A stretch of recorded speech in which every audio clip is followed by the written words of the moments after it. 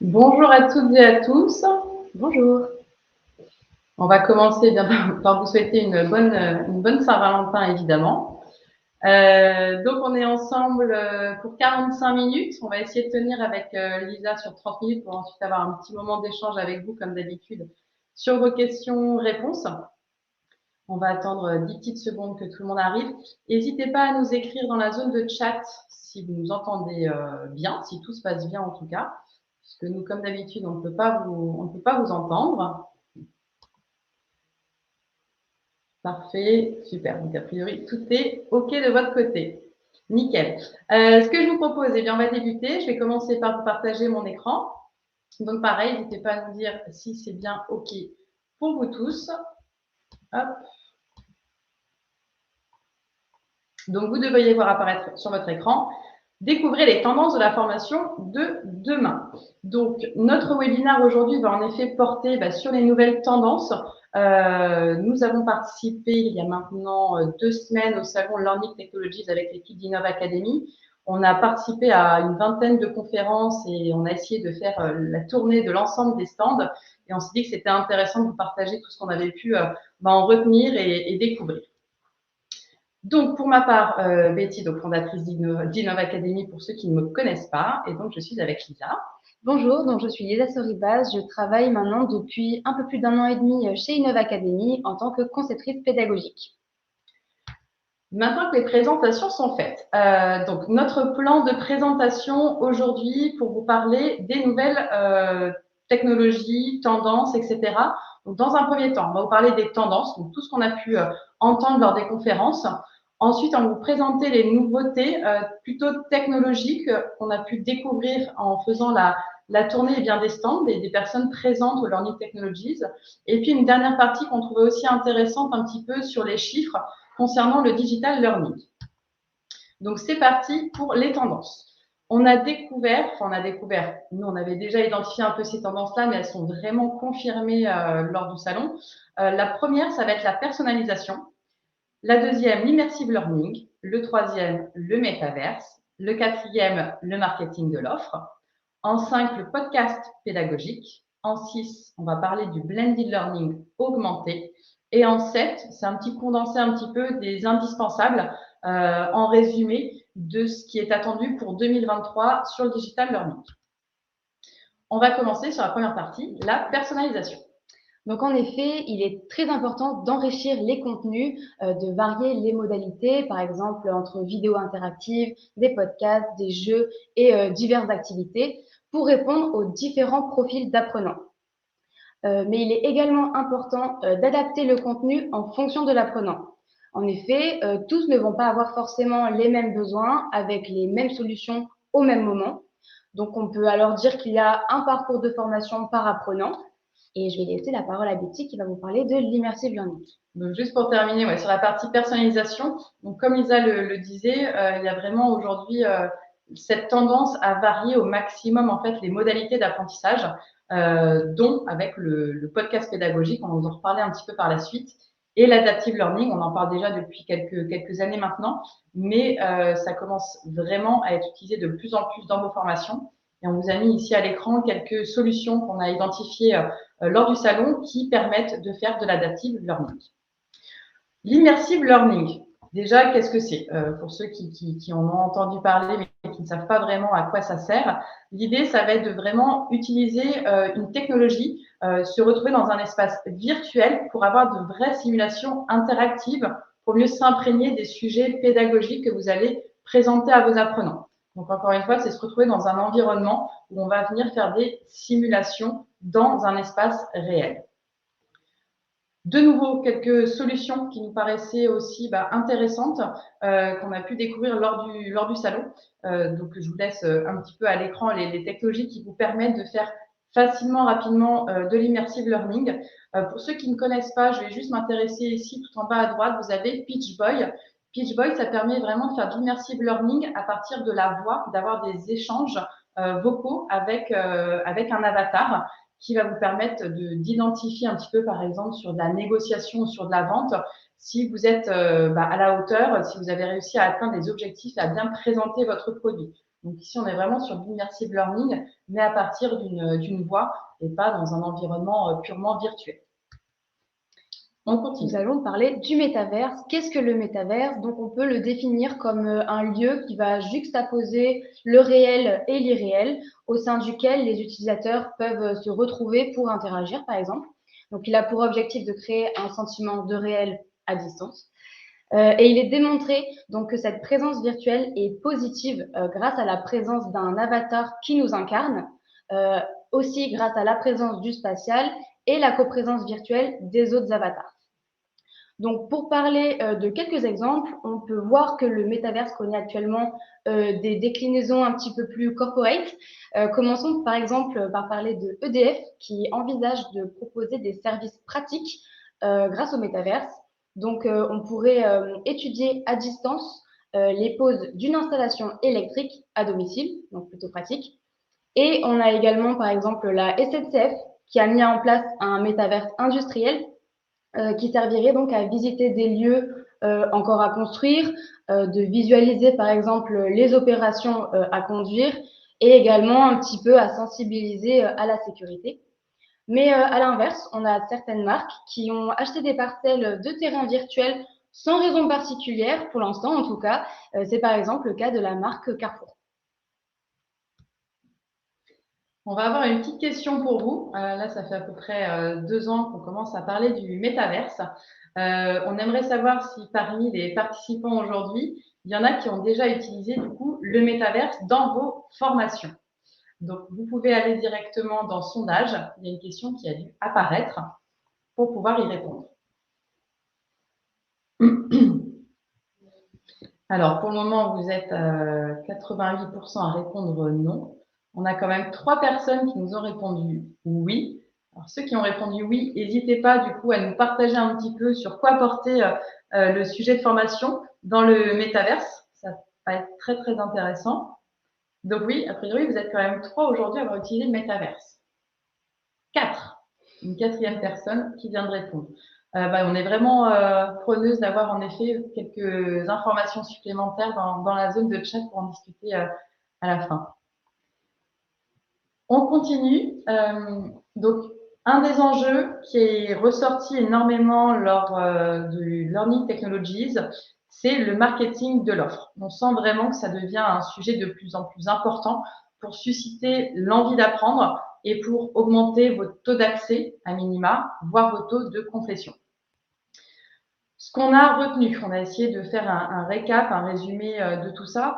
Ce qui est intéressant, ça va être, donc, à partir de votre formation, d'imaginer plusieurs possibilités de communiquer et de marketer votre offre. Ça va vraiment à des choses simples aux plus complexes. Vous pouvez très bien utiliser des mécaniques d'engagement. Par exemple, avant de lancer votre formation, pourquoi pas mettre en place des compétitions, des jeux, des concours, ou tout au long de la formation. Bien penser à avoir une charte graphique dédiée, ça paraît logique, mais encore une fois, on ne le voit pas forcément à chaque fois, notamment quand vous faites des formations blended learning, bien penser à avoir la même charte graphique, que ce soit dans vos contenus de formation synchrone et asynchrone. Marketer votre e-learning, on verra aussi dans les chiffres de plus en plus le e-learning. Les apprenants se retrouvent à avoir beaucoup de contenu disponible sur les plateformes LMS. Néanmoins, si vous ne marketez pas l'offre, je pense qu'il y en a qui arrivent à se rendre compte déjà, vous n'allez pas avoir de taux d'accès. Ils ne savent même pas par quel contenu commencer. Donc, il faut vraiment mettre en place une campagne de communication, peut-être mensuelle, hebdo, peu importe, c'est à vous de voir, pour marketer quand même les contenus de formation que vous mettez à disposition de vos collaborateurs. La communication par diffusion de mailing, celle-ci, pas de surprise, je pense qu'en général, on le fait. Pensez à l'utilisation de teasers multicanal. Donc aujourd'hui, il y a vraiment des outils assez simples pour utiliser des teasers ou même enregistrer, pourquoi pas, votre sponsor de la formation pour dire un petit mot sur la formation. Pensez à utiliser les certificats de fin de formation. Là, c'est une petite stat que je vous partage en plus, mais il faut savoir que 20% des apprenants qui commencent une formation vont aller jusqu'au bout parce qu'ils savent qu'ils vont pouvoir décrocher un certificat de fin de formation. Donc, c'est quelque chose d'assez simple à mettre en place, mais qui peut aussi vous apporter des taux de complétion plus importants. Le nom de la formation, plutôt que d'utiliser un nom de la formation Apprendre à apprendre, pourquoi pas la nommer Ella, et puis essayer de mettre, pourquoi pas un peu un concours pour que les personnes trouvent ce que ça voudrait dire Ella ou un autre nom de formation. Et puis enfin, puisqu'on parle de plus en plus du podcast pédagogique, vous pourriez très bien marketer votre offre de formation en enregistrant une série de podcasts, une petite radio interne, avec un budget limité. On n'entend pas d'avoir un super studio, mais on peut déjà faire des choses assez simples en podcast. Je voulais m'attarder aussi un petit peu, parce qu'on parle beaucoup de digital, sur le marketing de l'offre. Il faut penser qu'il y a toujours aussi la version, je dirais, papier et la partie digitale. Donc, on a essayé de faire un récap un petit peu sur comment utiliser la partie digitale et la partie papier. Pensez à marketer votre offre de formation donc, sur votre plateforme LMS si vous en avez une. Pourquoi pas communiquer au sein d'une newsletter interne ou sur votre intranet, les réseaux sociaux internes de votre entreprise. Pourquoi pas mettre en place un webinar de lancement, toujours avec votre sponsor ou un apprenant qui aurait participé à la construction aussi de cette formation-là, ou créer carrément un événement un jour dans vos locaux autour de la thématique de formation que vous allez lancer. Sur les papiers, la partie vraiment physique, on pensait à des affiches dans les bureaux. Si c'est une formation qui va toucher les personnes principalement qui sont sur site, bien, tout ce qui va être kakémono, affichage, les écrans que vous pourriez avoir sur site pour diffuser aussi peut-être le logo ou une vidéo. Utilisez votre journal interne. Il y a certaines entreprises qui ont des journaux encore internes pour diffuser votre contenu. Utilisez des formats donc physiques palpables. Ça peut être aussi des flyers que vous mettez à disposition. Envoyer du courrier au personnel, ça peut être aussi intéressant. On en revient à des courriers, pourquoi pas manuscrits, mais recevoir l'invitation, imaginez, d'une formation directement chez vous, ça va avoir un impact assez important auprès des apprenants. Donc voilà, toujours penser au marketing de l'offre avec la partie digitale et la partie papier. Donc, comme dit précédemment, nous allons un petit peu développer le sujet du podcast pédagogique car il fait lui-même partie des tendances actuelles. Donc, le podcast a plusieurs avantages. Comme nous l'avons déjà dit, il permet de diversifier les modalités d'apprentissage. Il va également permettre de se projeter dans différentes situations, grâce aux effets sonores ou au nombre de personnes présentes dans le podcast pour représenter une discussion, par exemple. Il va évidemment humaniser le contenu écrit, mais également répéter certains points pour la mémorisation. Et certaines personnes vont également préférer écouter de l'audio que de lire. Et selon Get a Sound, le podcast va multiplier donc par 4,4 la mémorisation. De plus, le podcast correspond à différentes populations d'apprenants, c'est-à-dire qu'on sait que le taux d'analphabétisme est encore élevé, donc ces populations vont rechercher le côté pragmatique de l'audio. Autre exemple, des populations nomades, souvent en déplacement, ils peuvent tout de même écouter de l'audio dans les transports ou en voiture. Et finalement, on peut dire que le podcast est bénéfique pour toutes les cibles, pour tout le monde, car il permet donc d'humaniser et de mémoriser au maximum une formation. Petite question, on n'a pas forcément posé là dans le sondage, mais ça pourrait être intéressant que vous nous mettiez pareil dans la zone de chat si vous utilisez déjà de votre côté le podcast pédagogique en formation. Ça, c'est une nouveauté. Je ne sais pas comment vous l'utilisez, mais voilà, d'avoir aussi un petit peu vos retours sur ceux qui utilisent déjà le podcast en formation. On regardera ça après. Alors, je vais vous parler maintenant du blended learning augmenté. On connaît déjà évidemment le blended learning, donc l'utilisation de formations synchrones et asynchrones, c'est un mix des deux. L'objectif dans le blended learning augmenté, ça va être vraiment de vivre une expérience globale avec un avant, un pendant et un après. Ça, c'est du blended learning augmenté. Je m'explique. Sur l'avant, en général, ce que l'on fait, c'est qu'on va déjà diffuser un contenu de formation asynchrone pour transférer les connaissances afin que les apprenants commencent à s'engager et à apprendre. Donc là, on est plutôt sur des parties théoriques assez top-down qui va permettre ensuite, quand on va se retrouver en formation synchrone, d'avoir le même niveau de connaissances. Donc le pendant, il s'agit vraiment ici de votre parcours de formation synchrone, que ce soit encore une fois en présentiel ou en classe virtuelle, peu importe. L'objectif, ça va être de transférer vraiment des compétences, de partager, s'entraîner et pratiquer entre les pairs, entre les apprenants. Et ce qui nous manque en général dans les formations, c'est l'après. L'après ici, soit il faut envoyer des piqûres de rappel aux apprenants avec des contenus toujours en asynchrone, ou utiliser la partie social learning. Ici, l'objectif, ça va être vraiment de mettre en application et d'ancrer les connaissances des apprenants. Je vais ensuite vous partager un chiffre qui est intéressant. Aujourd'hui, il n'y a que 30% des choses que nous voyons en formation qui sont appliquées au bout d'un an. Donc, le blended learning augmenté va vraiment les aider à mettre plus rapidement en application. Quelques idées sur l'après, ce que vous pourriez aussi mettre en place. Donc, toujours des mécaniques de jeu pour favoriser les apprenants à mettre en application le plus vite possible, donc avec des compétitions, des jeux, des concours. Vous pouvez aussi, pourquoi pas, utiliser la réalité virtuelle après votre formation, de l'évaluation entre pairs, des exercices pratiques où ils devraient corriger les uns et les autres et s'entraider, des piqûres de rappel, comme je vous l'ai dit, avec des contenus de formation asynchrone, les exercices à réaliser, un retour d'expérience, 1 mois après la formation ou 2 mois après la formation. Ça peut être aussi intéressant pour savoir où ils en sont, qui a déjà testé, comment ça s'est passé. Ou encore, leur demander de faire des enregistrements audio ou vidéo par rapport à des exercices que vous allez leur transmettre par rapport au public cible et à l'objectif de la formation. Donc ça, c'est des choses qui pourraient très bien déposer ensuite sur votre plateforme LMS. Mais voilà, si vous le faites vraiment après, on parle de blended learning augmenté, vous allez aider davantage vos apprenants à mettre en application ce qu'ils auront vu en formation. Donc, le petit chiffre dont je vous ai parlé, que je trouve assez intéressant aussi, même pour vous, pour aller peut-être tirer un petit peu plus de budget et commencer à construire des parcours de formation vraiment avec un avant, un pendant et un après. On vous partage ici quelques outils qu'on a trouvés intéressants pour faire très rapidement du blended learning augmenté. Donc, on a trouvé très pertinent 50, 5 Feedback, Limon Learning, Klaxoon, Colloque et Expert Quiz qui vous proposent soit d'envoyer des piqûres de rappel, soit de faire des exercices, soit de faire du social learning. Donc, à vous d'aller creuser ces technos si vous ne les connaissez pas pour essayer de faire du blended learning augmenté. Donc, rappelons maintenant les 4 indispensables.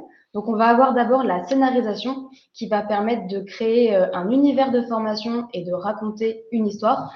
Par exemple, pour un client Manpower, nous avons fait une formation, donc Apprendre à apprendre, avec la scénarisation de la France à un incroyable apprenant. Donc, voilà, quelque chose qui change un petit peu. Ensuite, on va avoir donc la gamification qui va transformer les mécanismes de formation en jeu. On peut être donc très inventif sur la multitude de jeux à créer en fonction de la scénarisation. L'hybridation est à ne pas oublier. Il est essentiel de lier du présentiel au e-learning dans le même parcours. Mais attention, il faut donc toujours faire attention à ce que l'animation en présentiel puisse également se faire en distanciel grâce aux différents outils de visioconférence. Et donc le podcast, comme nous en avons déjà parlé. Donc voilà, vraiment les 4 thématiques qui sont revenues tout le temps lors des conférences, scénarisation, gamification, l'hybridation et le podcast. Je vais vous présenter alors un petit peu plus rapidement. En tout cas, moi, j'ai sélectionné, je ne sais plus s'il y en a 8 ou 10, nouvelles solutions, technologies ou des choses innovantes que j'ai trouvées en formation que je ne connaissais pas auparavant. Donc, je vais commencer par vous parler de CoachInnov. CoachInnov, c'est un organisme de formation qui va utiliser soit des jeux plateaux, soit des outils technologiques comme des robots où les apprenants vont devoir travailler ensemble collectivement pour réaliser quelque chose. Donc, j'ai trouvé que c'était vraiment tout de suite beaucoup de mise en pratique en utilisant des jeux vraiment innovants que j'avais encore jamais vus jusqu'à présent pour travailler tout ce qui va être l'intelligence collective, du leadership, etc. Donc, ils font soit des formations sur étagère, également des formations sur mesure. Donc, CoachInnov, vraiment, allez voir leur site pour en savoir plus. Très innovant sur leur approche pédagogique. Motion. Alors, Motion, ici, c'est une solution. Il s'agit d'un écran qu'on va venir installer dans une salle de formation. Soit vous le mettez à disposition ouverte de vos apprenants, soit vous l'utilisez lors d'une formation. L'objectif ici, c'est que l'apprenant va se mettre devant l'écran, va lancer l'enregistrement et l'écran va venir analyser en fait tout ce qui va être le verbal, le paraverbal et le non-verbal, donc toute la gestuelle de l'apprenant. Donc, très intéressant pour les commerciaux, pour la prise de parole en public, pour même les formations de formateurs, peu importe. L'apprenant, soit il vient s'entraîner tout seul devant cet écran qui va lui faire un feedback vraiment très intéressant sur ces trois parties-là, verbal, paraverbal et non-verbal. Donc voilà, si on n'ose pas forcément s'entraîner seul ou devant ses collègues, c'est quelque chose de très intéressant à avoir dans vos universités. La WeBox, c'est une application que les managers pourraient utiliser au quotidien. Ici, on va retrouver à la fois du social learning, donc les managers entre eux peuvent se poser directement des questions et s'entraider. On peut aussi, à travers cette application-là, leur pousser des briques de formation asynchrone, donc peut-être aussi en fonction de la vie de votre entreprise, que ce soit les entretiens annuels d'évaluation, peu importe. Vous pouvez leur pousser vraiment des capsules de micro-learning là-dessus, très intéressantes. Et ils peuvent aussi eux-mêmes concevoir et partager du contenu. Donc, la WeBox, allez voir, c'était une techno que j'ai trouvée très chouette et peu coûteuse. Succubus Interactive. C'est une solution qui existe depuis 2002. Ils sont leaders en Europe sur le Serious Game. Ils peuvent vous proposer des formations qui sont déjà sur étagère, donc à faible coût, mais également des formations sur mesure que j'ai trouvées quand même à des prix vraiment accessibles. Succubus, ils ont fait de nombreux projets que j'ai pu découvrir en live lors des conférences. Donc voilà, je voulais vous partager cette solution-là, surtout avec du Serious Game sur étagère qui vous permettrait d'avoir des contenus accessibles. Serious Factory, ici on va être sur une techno, un outil auteur que vous pouvez acheter pour créer vous-même des Serious Games. Ils proposent directement dans leur outil des environnements 3D, ou pas d'ailleurs, mais en tout cas des environnements de bureau, des environnements plutôt dans l'industrie, etc., que vous pouvez sélectionner, des personnages, et vous avez une multitude de quiz disponibles et d'embranchements pour y créer votre Serious Game. Donc, technologie, outil auteur accessible et très facile, que j'ai pu tester, très facile à l'utilisation. Lemon Learning. Ici, on est sur une technologie que vous pouvez utiliser principalement pour des formations liées à de nouveaux outils, à des logiciels. Ici, c'est un plugin. Je prends un exemple. On est sur une plateforme de formation LMS pour vos administrateurs. Vous allez créer tout un parcours de formation sur Lemon Learning et c'est un plugin que vous allez mettre sur votre plateforme LMS. Et votre administrateur, quand il va se connecter, s'il est perdu, s'il ne sait pas comment mettre en place les feuilles d'émargement, eh bien, il va activer ce plugin-là et Lemon Learning va le guider pas à pas sur comment faire ces feuilles d'émargement, mais toujours dans un environnement réel. Donc là, on est vraiment sur un apprentissage on the job très intéressant. Professeur Bob. Ici, c'est une technologie qui vous permet de mettre directement de l'intelligence artificielle dans vos formations. Je vous invite vraiment à aller découvrir ce qu'ils sont en train de proposer. Ils sont actuellement en train de signer plusieurs partenariats avec de grosses plateformes LMS, peut-être les vôtres, pour que vous ayez directement accès à l'intelligence artificielle depuis votre plateforme LMS. Ooclap, toujours présent. Alors, c'est pas vraiment une nouveauté, mais je voulais quand même refaire un petit focus sur eux si vous ne les connaissez pas.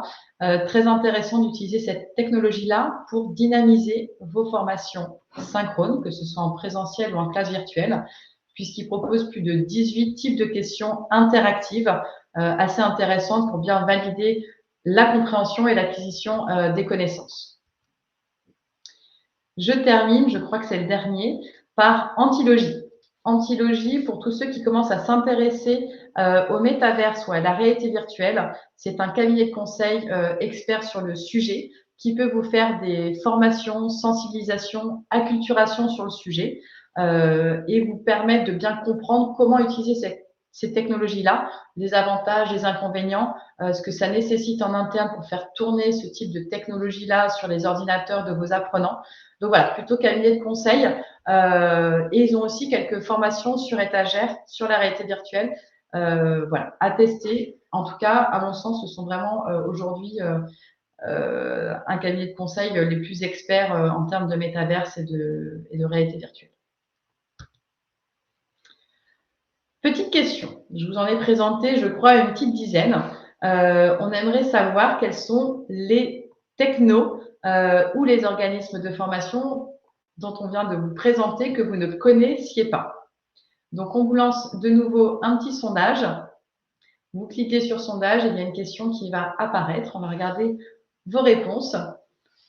Alors, pour rappel, il y avait Motion. Motion, c'était par rapport à l'écran. L'apprenant peut s'enregistrer et avoir un feedback sur son verbal, paraverbal, non-verbal. Professeur Bob sur l'intelligence artificielle. Antilogie, métaverse, réalité virtuelle. WeBox plutôt pour les managers. Succubus Interactive pour le Serious Game. Lemon Learning pour les formations plutôt logicielles. Serious Factory, outil auteur pour concevoir du Serious Game par vous-même.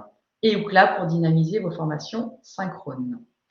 Alors, ceux que vous ne connaissiez pas, on a a priori Motion. Vous êtes vous êtes 14. Antilogie, vous êtes 14 aussi. Professeur Bob, 13. WeBox, 11. Coachinov, 9. Bon, bah super, a priori, il y en a pour beaucoup que vous ne connaissiez pas. Donc, je vous invite à parcourir un petit peu ce qui pourrait vous intéresser et à creuser ce qu'ils proposent.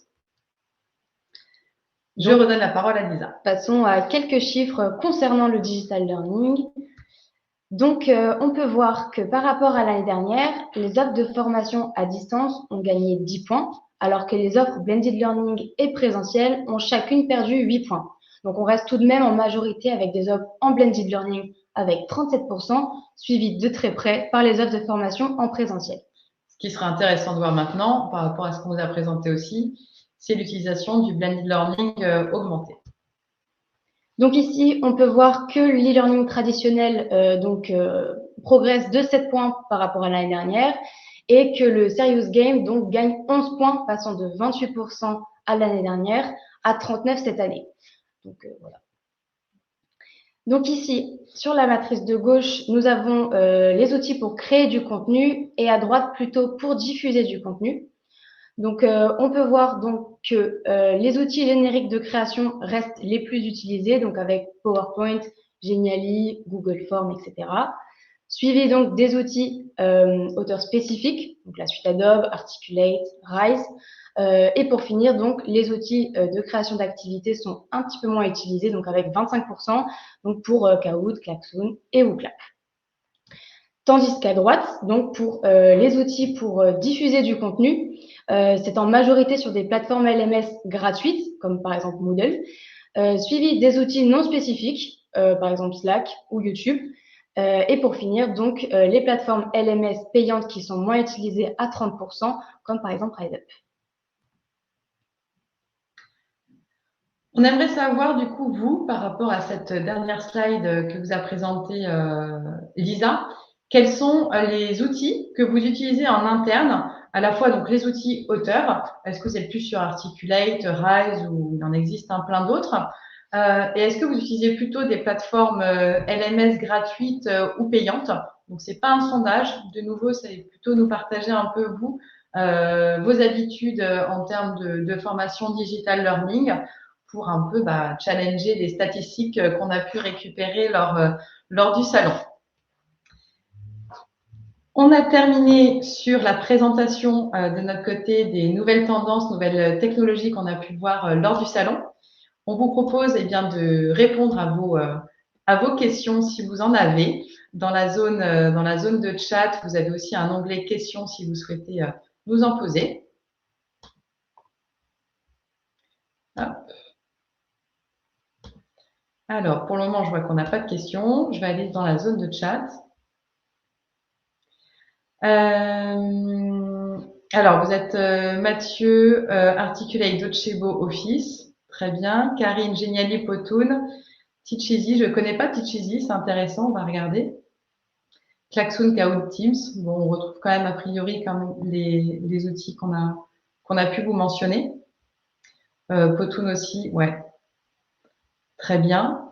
Est-ce que vous avez des questions par rapport aux nouvelles tendances?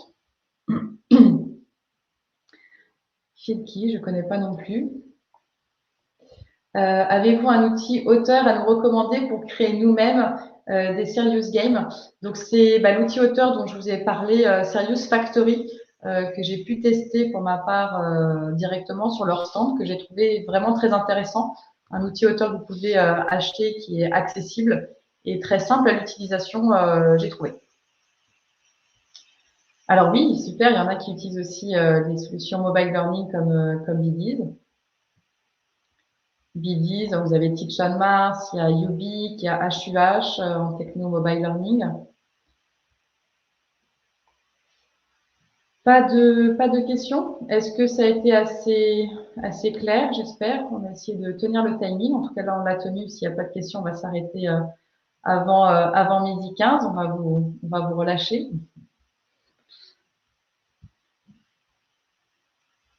Très bien. Écoutez, merci à vous. On vous souhaite une belle journée. On se donne rendez-vous sûrement le mois prochain. N'hésitez pas, si vous avez des idées de thématiques de webinaires que vous souhaiteriez que l'on aborde, c'est le moment de nous les partager. On essaye aussi de faire des sujets en fonction de ce qui pourrait vous intéresser, évidemment. Donc, n'hésitez pas à nous les partager. Et puis, enfin, si vous voulez ne pas rater les actus de nos webinaires, on a une newsletter qui est disponible sur lesquels on partage justement les prochains webinaires qui vont arriver. On va vous partager le lien si vous souhaitez vous inscrire. Et je crois que c'est à peu près tout. Donc, bonne journée, merci pour votre participation et à très bientôt. Merci à vous, bonne journée. Au revoir.